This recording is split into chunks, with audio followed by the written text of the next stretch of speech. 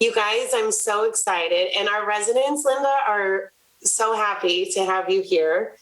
You guys, this is going to be a really beautiful conversation with someone who's very, very important to me and very important to our organization. And I cannot wait. I cannot wait to have this conversation. But let's just get through the stuff that you all want to hear, which is, who is this woman? Because she's not going to give you all of that.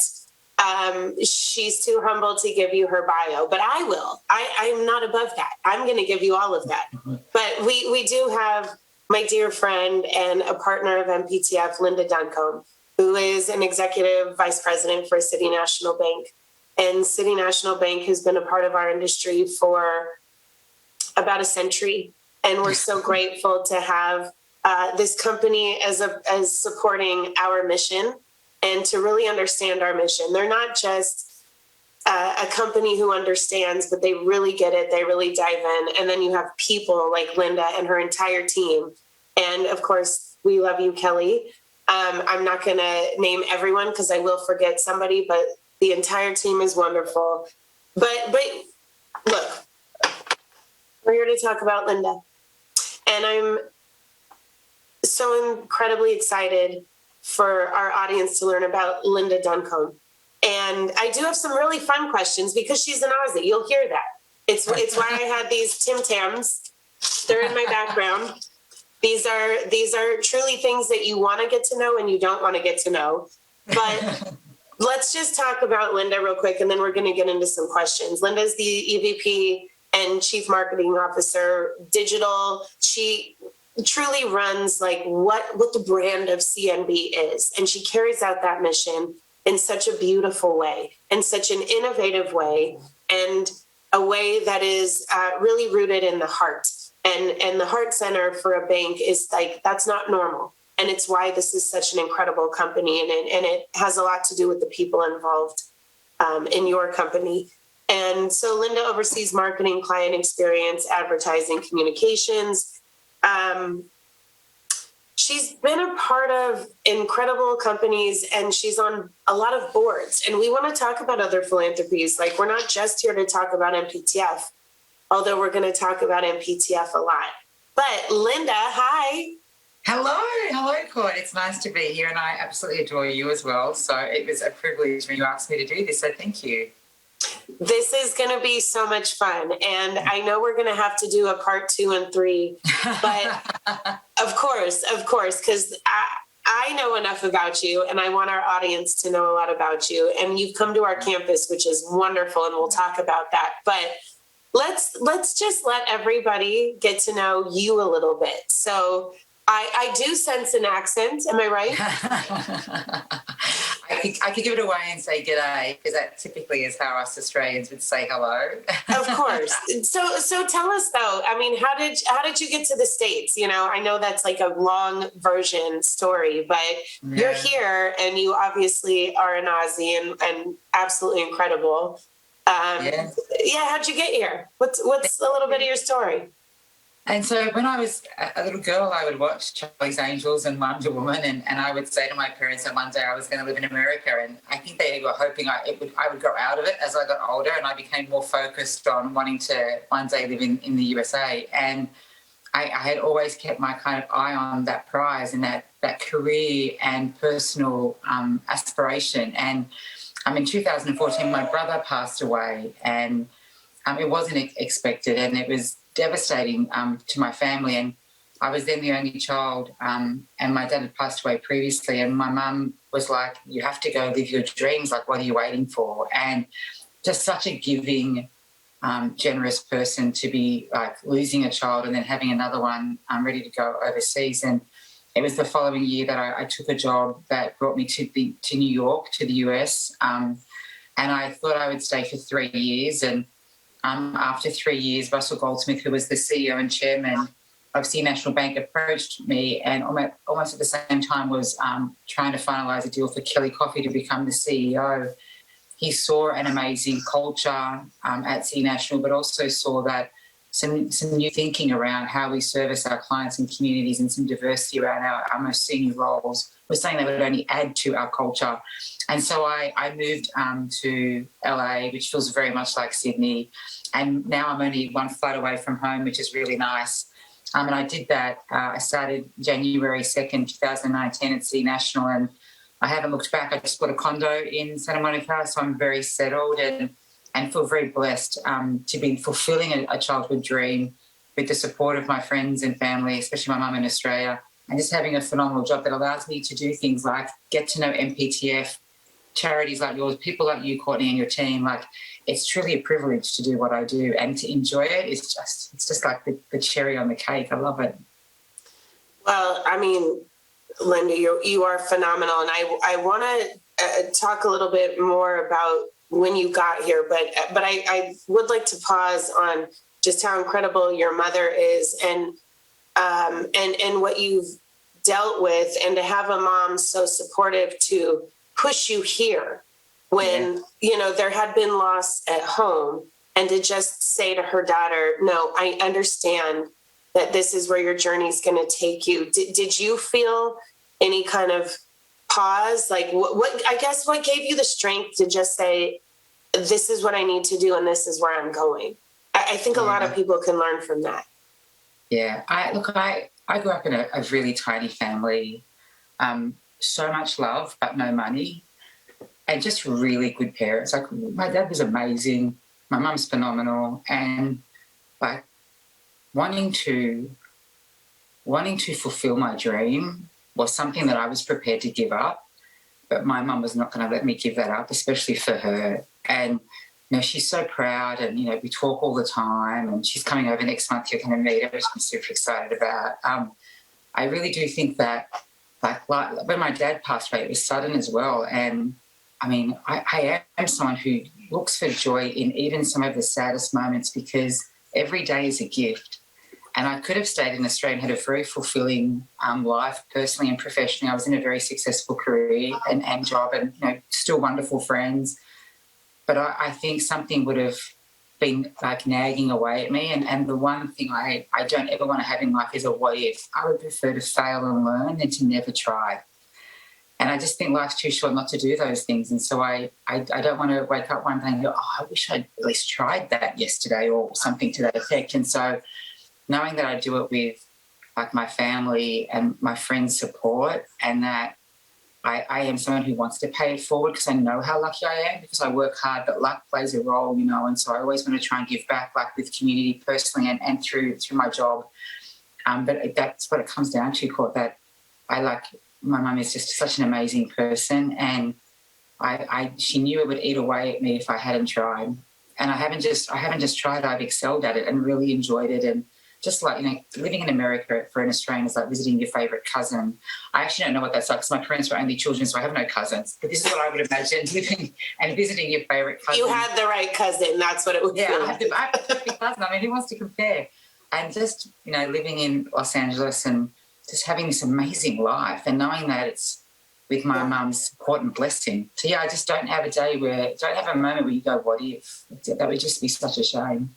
Well, I mean, what's so beautiful about that is, on a show where we're talking about influencers, your mother has been such an influence on you to just push you to be part of something wonderful. And I'm gonna read just one sentence, and then we're gonna get into some other incredible questions. But I get a prayer every morning, and it's one of those, like, it's an internet prayer, and it is, but you find meaning in something beautiful, and you have an incredible mom, an incredible family who pushed you.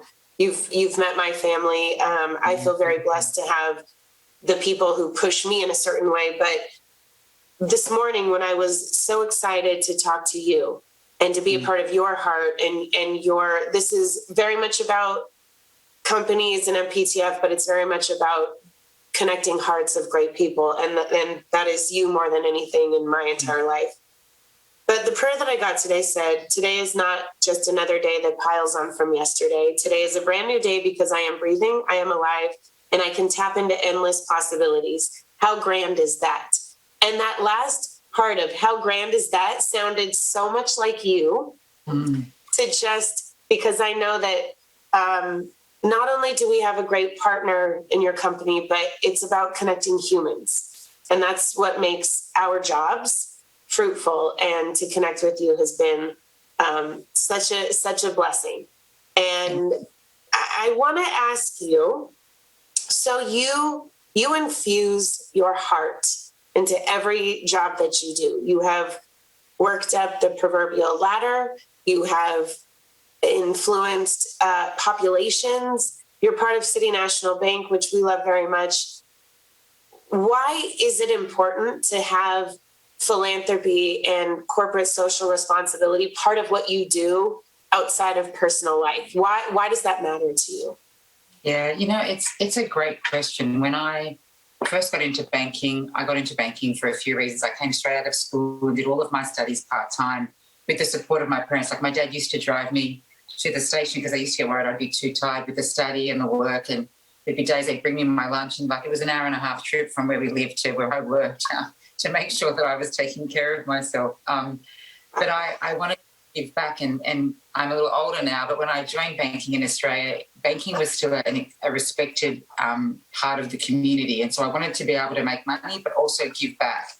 And then banking kind of took the wrong turn and rightfully lost a lot of its trust with its community and its clients. And so when I was at City National Bank, when I was being approached by City National Bank, and I was at a different bank, when I started doing my research, there was a lot of focus on community and giving back. And I thought, wow, this is why I got into banking 3 decades ago. And it really resonated with me around just that value. And I have this mantra at work that my team will tell you, like, family and health first every time. Like, we aren't first responders. And if you don't take care of yourself and your family, then you're no good to others in your environment. You're not going to forget the meeting you missed, but you'll forget missing your child's play at school. Like that, they're moments that you just can't miss. And City National had a value system that resonated in what I believed as a person as well. And if I'm going to spend 70 hours doing my job, I have to love it. Like, I'm not a different person in or outside of work. So you felt that before. I mean, that was part of your life before, and then City National kind of matched up. I mean, did that just work? It was huge. And when I met with Russell Goldsmith, I gave him some of the concerns of things I was a little bit worried about. Lots of people in suits. How do you resonate when you're wearing a tailored suit with people in the community that are just trying to find food to put on their kids' table, right? And he kind of talked me through that, and I got a lot more comfortable with it. And I did a lot of my own independent research. And when I realised in my function, I would look after all of our community philanthropy, our volunteer hours, what colleagues and the bank did, and that it was always going to remain a focus for the bank. That was one of the kind of 3 big things that had me move from the job I was at to this role. And it was very much about giving back. And since then, I've really every year I've been here since our donations to community have gone up each year. Our community hours were difficult during COVID, but if you look at pre-COVID to now, we're back to record highs of volunteering. Because I don't think it's just about giving money, which is super important. You have to also give your time. And it has to start at the top, So Kelly does volunteer hours, I do volunteer hours. If you want people to trust you, you have to show them why they should. It's not something that you get with a title or a company's name or industry. You have to earn it. And I know that every day that City National Bank and myself have to continue to earn that. And I take it very seriously. And so I've put much more focus around it. My CSR report is something that we're incredibly proud of now, which we didn't really do before I came here. And getting more involved, an MPTF is a great example. What phenomenal work, you, Bob, the team do to help people that have brought joy to people's lives for so many years, and maybe not working in the industry, but should never be forgotten for what they gave us and the joy that they continue to give us. Today's talent stands on the shoulders of yesterday's giants. And I think for people to understand that is super important. And while City National Bank was a supporter of MPTF, after meeting you and hearing your story and then talking to Bob and members of your team, I said to my team, we're doing more with MPTF. This is so important, not just to the entertainment industry, but how we treat people as they go into retirement. Just because you go into retirement doesn't mean you stop living. You go just to a different chapter of your life, and you want it to be fulfilling. And when I did the tour, that's what I saw was people happy, And talk to us about that, because you and Kelly You and Kelly came to our campus, and by the way, I'm only going to ever stop you to let people know that this really is a part of City National Bank's credo and Linda's personal heart and the way that you understand that, and you really identified with our mission. There's so many incredible things to support and that you support. You're on many boards, but you did come to our campus. And you and Kelly put on, your walking shoes because, and I mention those shoes because truly it wasn't about taking photos on the campus or sitting on a car. It was about, we want to walk the campus and we want to meet the people. And you and Kelly are the most unbelievable C-suite executives who are boots on the ground and hearts in the entire atmosphere. But tell us about what it felt like to come to our campus. It was a lot of fun because I had started to get more professionally through the bank and myself involved with MPTF. So when you and Bob invited us out, I was really excited. I was like, I would love to meet some of the residents, but I also knew it was kind of at the end of Omicron and we were all wanting to be very careful and respectful to not be able to meet as many as we would like. But we walked the whole campus. We had a lovely colleague of yours, Jen, helping us, telling us the stories that was going on and the photos and the images. It was very emotional, very, very moving. And,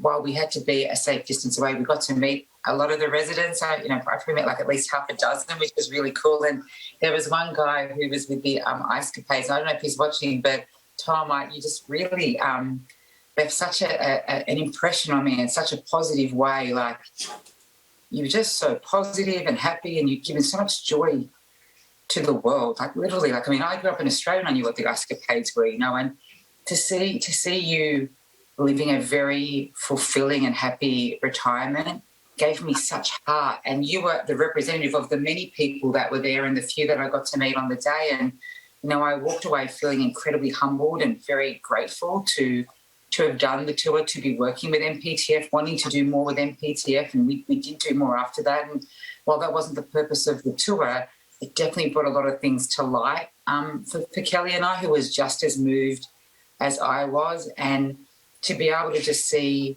how much is going on, all the creative juices that are still flowing through the residents at MPTF's campus, which is awesome. Like, you've got people that 80, 90 years old, still drawing and painting and writing. And it's so impressive that there's a place for them to do that. And I really walked away very moved by it all and uplifted by it all. I remember there were tears of joy, just like I know was coming through right now when you were talking about that experience. And again, you've been a part of such incredible things. I was right.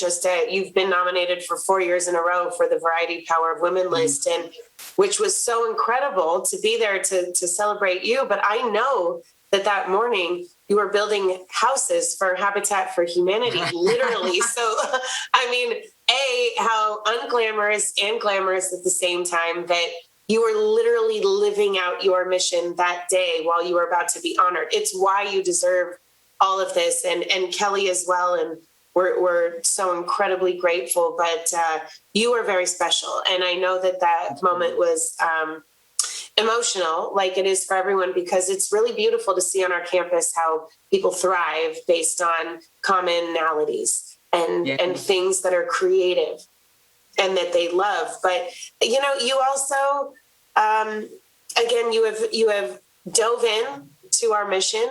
And part of that was around our 100th anniversary. And that was something that for us was on the back burner for a while because of COVID. We did not get the chance to celebrate in the exact year and exact day we wanted. We had to push it off. And then we had incredible sponsors and supporters and hearts like you who came into that event. Can you tell us a little bit about your experience that night and what you felt? Yeah, it was an honor for us to be one of your sponsors, Court. And I actually wasn't meant to be in LA that weekend. I was meant to be overseas. And when I realized it was the date and what Kelly had planned, she was not able to get out of, I was like, one, I need to change my travel plans. And two, I want to be there to support MPTF, Bob, my friend and dear friend, colleague, like partner, Courteney, and just the executive that you are and what you were doing and how you pull it together on very little budget. Like that's where I don't think people realise sometimes corporates will always have a bigger budget than you, and what you're able to pull together with what we'd say in Australia, sticky tape and chewing gum is just phenomenal. And you wouldn't know it. Like the event felt like we were at the most prestigious, glamorous event. I was really pleased that I was able to change my travel and be here in LA for, it was about 24 hours before I had to fly out again. So I flew in for it, then I flew back. And you know, just turning up and, you know, seeing everybody's really excited, the whole red carpet, which everybody feels invited to, which can be, I'm not a celebrity, I'm just I'm a banker, no one knows who I am, but all the teams like, Linda, we want you in front of the camera. And I always think of those moments, think about my mum and dad and how much my mum will be excited to get that photo. And it was just amazing. And then you sit down, like you're meeting these amazing people. And I love Sherry Lansing. So there I got to go up to her and say hello. Like she's one of my idols and that she's so involved in MPTF and so committed to MPTF. Like, and that she's just so happy to just walk around and talk to everybody. Like everybody there, whether you're a celebrity or you're someone who works behind the scenes or someone who's a volunteer, everybody is treated the same, and I love that because that's not always the case, and I loved that. There was no special roped-off area for this group or that group. Everybody was mingling. It was a big celebration of what MPTF had achieved, but what they wanted to do moving forward. So it was a great balance of let's celebrate the 100 years, but let's focus on the next 100. And there was this really great energy about that. I was very fortunate. I got to sit beside you. We cried a lot and held hands during a lot of the presentations and speeches, and the whole night was just incredibly moving and so well executed. And I brought a lot of clients that had heard of MPTF but didn't truly understand its mission and who it was helping and supporting. You've heard some of the stories of people that work in the industry that say, when my mum was extra on this TV show, when my mum was this person who would carry the cables for the camera, like the amount of people that you've reached to help when they've needed care that they possibly couldn't afford on their own is just extraordinary. And some of those stories came out on the 100-year celebration. And I thought it was fantastic. And it was really a celebration. It was terrific. And I am a really big fan of Jodie Foster. And so when she took the stage, you basically had to keep me in my chair. I started screaming so loud. We love her, right? She hosts Mafia for us. She was at our event. We have the Jodie Foster pool. But, truly, your gratitude is shared by all of us because to be able to be a part of that event and for me to sit anywhere with you, who obviously I have come to love far more than any job could ever dictate. But we had so much fun and what great music and what great moments to laugh and cry and look at each other together was really beautiful. And just what I think one of your superpowers is connecting great humans. Not only do you support great people, but there's something in your heart that connects great people to know each other, and you're really pushing that forward for the universe. It's a big statement, but Linda, that's what you do, which is we need more people like that to support others and push great people forward. And it's a tough role. You do that. I am so very grateful for that. You talked about, our safety net and coming to campus and how great it is, just like what you do with all these other charities that you're involved with. And we'd love to hear about those. I know you're, with Broadway Cares, and it's not just MPTF, but what's so wonderful is that through line of helping each other and enhancing each other and not being forgotten about and carrying missions forward, which clearly comes from your parents and your ancestors. And that's really beautiful. No matter what geography you're in, I just want you to know that we all thank you very, very much. Thank you. And I hope that Jodie Foster can kill you on Mafia. Kindly said. She's killed me twice. One day we will have her kill you in a very beautiful way. Yeah, something really graceful that I can talk to my mum about. My mum and my dad loved Jodie Foster. My mum loves Jodie Foster. I could rattle off a bunch of her movies, and one of their top 5 movies was Maverick, which is probably, just this really funny movie with Mel Gibson. But it was, she's so talented, so versatile. But I do work on and give my time to a lot of charities, and while we get asks every day, you can't help the bank and the portfolio look after is a lot of charities. The ones I actively personally get involved in, I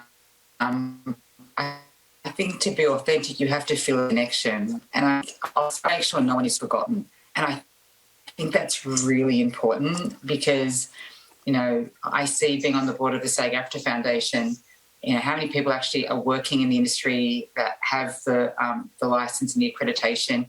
It's devastating. And what happened during COVID was devastating. And so I like charities that look after their community, their tribe. I wanted to ask you before I get to some other stuff, and I do, you know, my daughters. We have some questions. We have some hard-hitting questions for you. But City National Bank, for me, I came as an outsider, which I think you did a little bit because you were in the banking industry and came in more to entertainment. I was in law and nonprofit and came into the entertainment space. But City National has been rooted in this industry for a long time. Yeah. So how did, you know, when you came in that culture, how did that kind of fill your heart and your life, and what was that education like, and how did you want to move it forward, which I think you're doing now with us and so many others, and you've been a part of that, but talk to us about that. Yeah, and so, I mean, when I came to City National, we're incredibly, I mean, the industry needs to protect its clients' money and its data. That's a given. That's your ticket to the game. Yeah. City National has it at a different level, especially with our entertainment clients. Like, I've been at events with you, Courteney, where there are clients in the room and they'll approach me and say, Linda, why didn't you come over and say hello? And I'm like, that would indicate to people that you're a client, and we would never do that publicly without your consent. Right.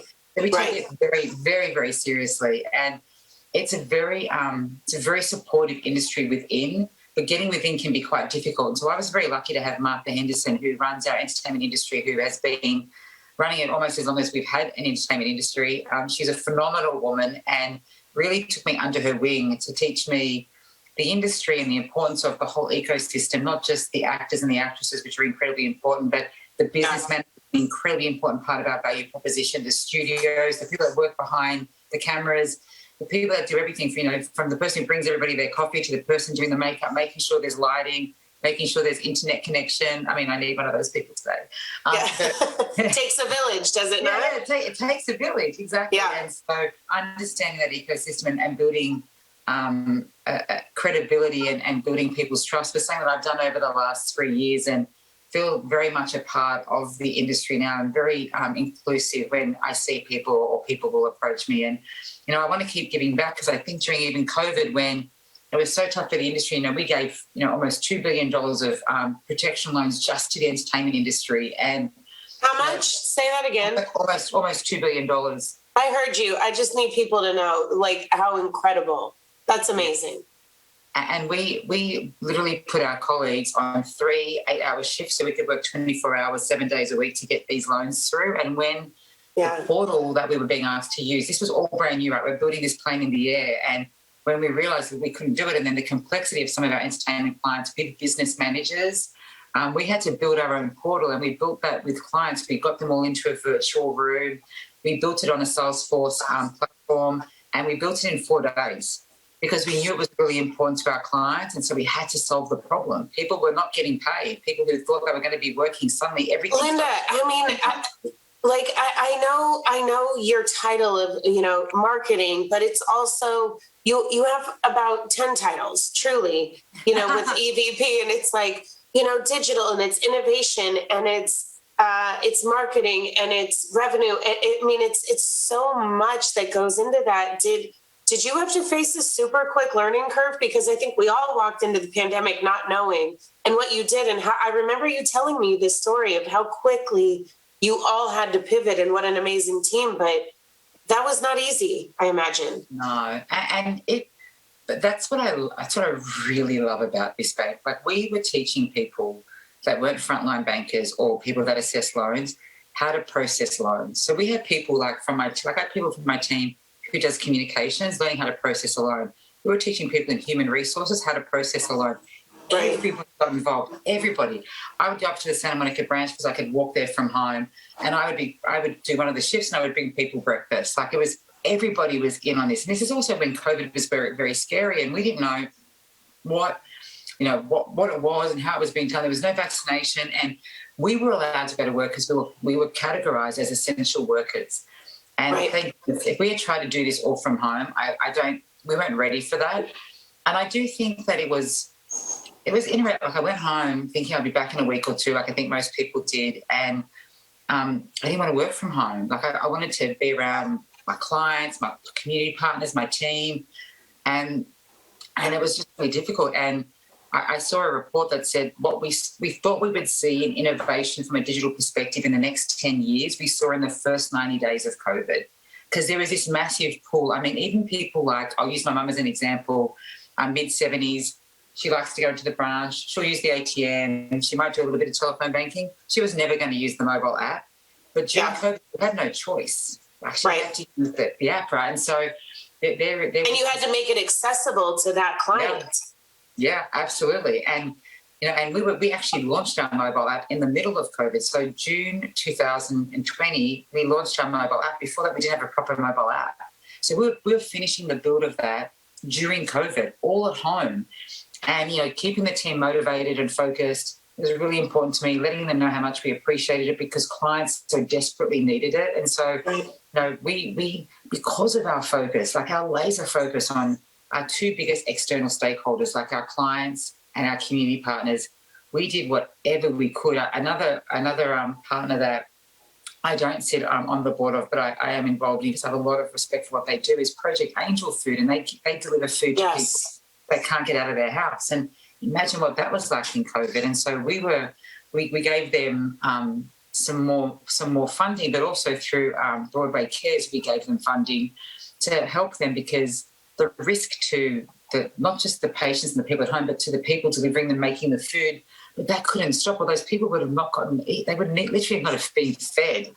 And finding those ways to help people. I mean, even like, when schools went virtual, and I think the Grammy Museum did a really good job of making sure kids could get music, which I think is just you need escape, right? And so I think being able to have tutorials and whatnot was super important.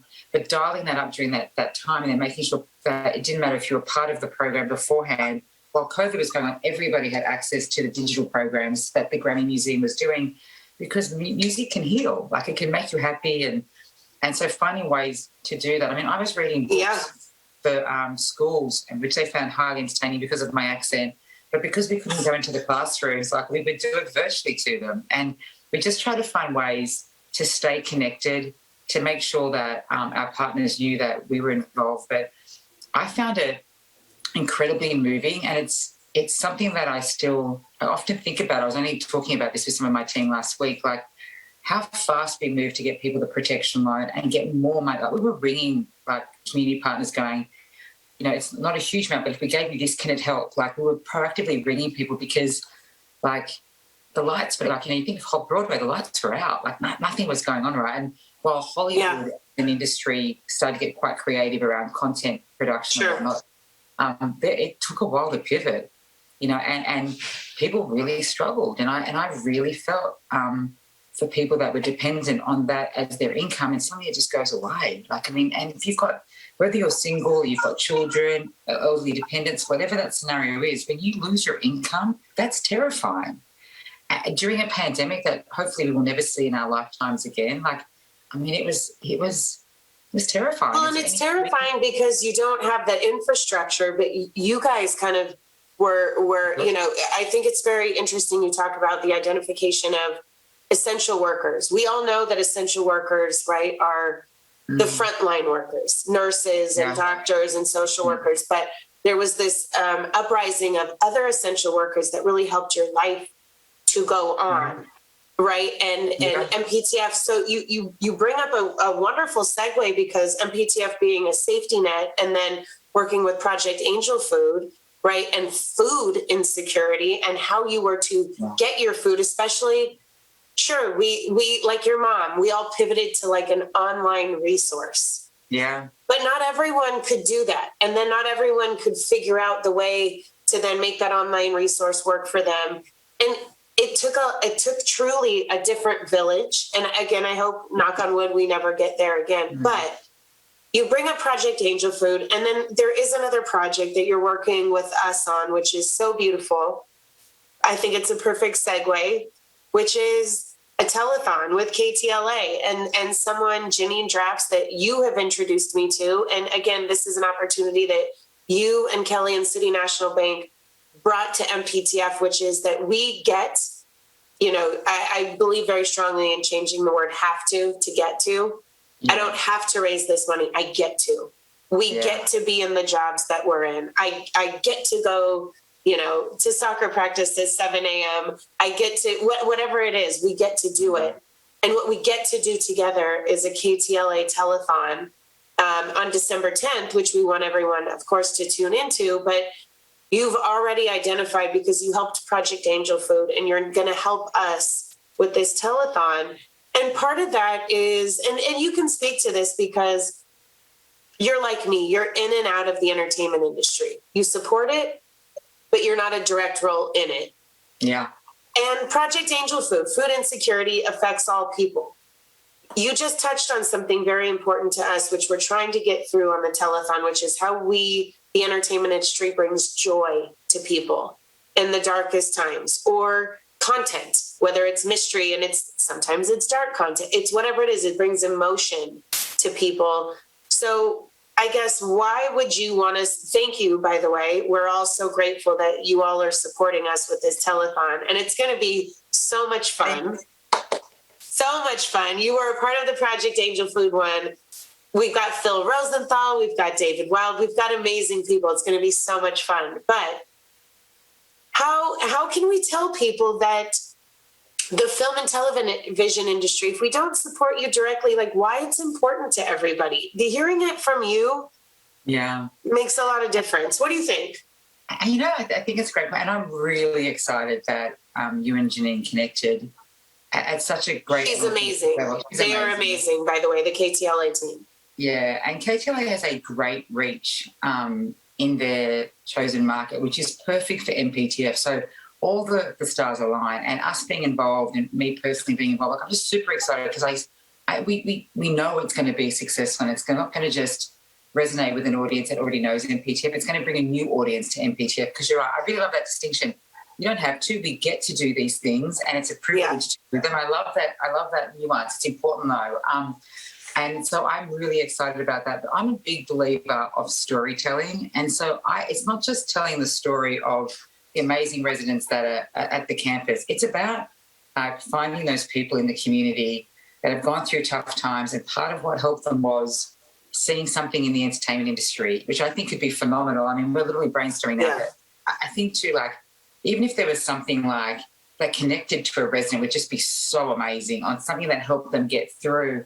And, for me, I was on my own, and everybody had their challenges. I had not been living here long during the pandemic, and I had never felt so isolated. And what I was connected to, because after a while, Zoom was getting a little exhausting when it was every day. But like for me, like TV and movies, like I bought a DVD player. I bought whole season sets of shows so I could watch it when I wanted to watch it. And then you'd see behind the scenes, the interviews and all that stuff that I enjoy that you don't get on your streaming. And I love streaming as well. Like, I love freedom. Sure. We love all of it. Yeah. I can never get enough of it, And so I think finding people that can help tell that story of how it resonates with people. And it's not like escape for a bad or any other reason than just to have pure joy, even if it's a horror movie, which, I'm actually going to Paramount Backlot with our dear friend, my bestie Liam, this weekend about some indie horror movie, which I'm terrified about because I don't watch horror movies, but I love the idea of going to the theatre, like to the cinema, sitting down, eating my popcorn, watching a movie, probably screaming and getting really terrified by this movie because it'll be made very well, I'm sure. But that's just like, that's escape for the next 2 hours, and you do it with people that you love, and you kind of go, that's what MPTF helps to celebrate. Those people that bring that to us today and have brought it to us yesterday, but it's still very relevant tomorrow, which is really important. We talk about, when you bring up the time in those 2 hours, I am triggered because anytime my mother has a birthday, I'm like, what do you want? And she goes, I just want time. And I think about that, and it's like when someone says, well, I want time, how do you give someone time? One way you can give people time is through motion pictures and television, right? You can escape through time. You can give joy through time. You can give all the emotion through time. You can connect with humans through time. Isolation was very hard for our residents and very hard for our community. It's not just on campus, it's off campus, but to not be able to connect in person, but at least we were able to connect through content. And I know, by the way, we're going to have to go through many iterations of this, and I will drag you back on the show many times, but I have to get to, because I have children who love you very dearly. I adore them. And you are Auntie Linda. You are Auntie Linda to so many people. You are Sister Linda, Cousin Linda, like niece, nephew, all of it. You are literally everybody. But my children, they're 5 and 8. They had some questions for you. They do tend to relate to your country and continent, but my daughter Ryan. Are you eating their Tim Tams, by the way? Those Tim Tams are sent for your children. Are you eating their Tim Tams? You told me I got to open one of them. You got to open one pack. It's true. This is my one. The rest are there, and those are for school excursions. I'm very clear on that. Can we move on? Can you stop talking about my Tim Tams? I need to look after my girls. Okay, no, you're right. We're still on track for the plan. Well, by the way, Ryan did say that she really wants the bears. I can get the koala bears. I mean, because I'm going home next month to bring my mum over, and the bag will be full of treats. Just saying. She loves these, but she said, I really want Auntie Linda to bring me the bears. So there you go. So my journalistic daughters, the question from Ryan was, and if I'm sorry to ask you this, because if they asked me this, I wouldn't know the answer, but you are all things Australian expert. No pressure. She would like to know, what is the rarest animal in Australia? Well, I would say that's a great question. I would probably go with the Tasmanian devil, because there apparently has been some sightings, not sightings. So there's a little bit of conspiracy. Yeah. But I would say it's definitely... Have you seen one in real life, Linda? No. I mean, they say that they've been extinct since like 60, 70 years. But I did read something maybe like early this year where they were saying there has been one sighted. They think it... And there was images on and this was on a reputable reporter TV channel. I was like, oh, wow, maybe they've come back. I will say on a kind of somber note, and we kind of forget it, but in 2019, 2020, Australia saw and experienced the worst fires the world has ever seen. Worse than Amazon, worse than what we see in Malibu. Right. And there was no koalas left in natural habitat. And so I'm very grateful and thankful that they have been able to start to, and, the world, like the plants are regenerating and whatnot, but they're finding ways to bring back the natural habitat, like where they're breeding them in captivity, then putting them out into the wild. So I think that's super important. That's the people. That's the people, right, who have embraced the wildlife and understood the importance. I mean, still even talking to you and hearing the stats of how, a vast majority of the population is coastal, and you've got this incredible inland paradise that is also untouched and it's remarkable. True. Yeah. So, I mean, I think it's a great question, the Tasmanian devil, but if you'd asked me 2 years ago, I would have said very sadly, we're very worried about koala bears, but they're coming back, so we're very happy about that.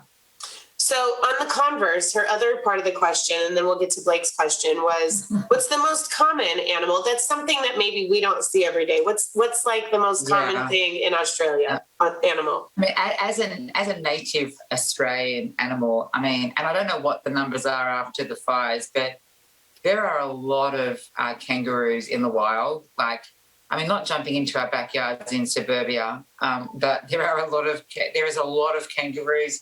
Don't believe all the stories about snakes and spiders. I would say to Ryan, like, that's more just like folklore. And we don't have, when you hear that there's all these sharks, not really any more than in other places. Sure. I mean, Perth is a little crazy, but on the coast that I live on, which is the East Coast, very safe. I would say as a native animal, kangaroos. But I would also when we eventually go to Australia and I take, my family of Courteney Co., we will go to the zoo because there's so many. Like, if I could have a wombat here, I would have a wombat as a pet. I love wombats. Oh. Platypuses. Like, there's all these really interesting animals, and yeah, there's snakes and spiders, but I mean, unless you're they're everywhere. I mean, that yeah, I love that. I would say, and I actually, when I was running in Perth, I literally like stopped and almost crashed into a kangaroo, and it was a big red kangaroo, and where its like little paws was equal to my head. This thing was like 7 foot tall. It looked at me, I looked at him or her, and I screamed and started to bolt away. I think I frightened this poor thing. It bolts away the other way. Like, you can go to places in New South Wales where the kangaroos are so familiar and aware of humans that there's this golf course where they've got this beautiful resort on there, and you're literally stepping over kangaroos who won't move off the footpaths to let you pass. They're just so comfortable with you, and they'll let you pet them and super safe. And it's really cool. It's really cool. I mean, for people not of that continent, I think kangaroos are magical kind of creatures for us, that we learn about and read about, but to be able to interact that's amazing. That's just amazing. And you can go to the zoo and feed them and stuff. It's all very cool. I like it a lot. Yes, and I know Jen is here. I have one more question that I am curious to know. I've tried it. Blake's question, of course, she wanted to know about you and water, and do you love the ocean, because Blake's such a water girl. But I already know you love the water. I know you are such a nature girl. Linda runs like 10 miles a day, by the way. Talk about fitness. But we were talking about food, and she wanted to know one of your favorite, Australian foods. And then I brought it up, and she said, "What is that?" Linda, what is Vegemite? Oh, I love that. I love it too. It's not beloved by everyone. No. And what is it?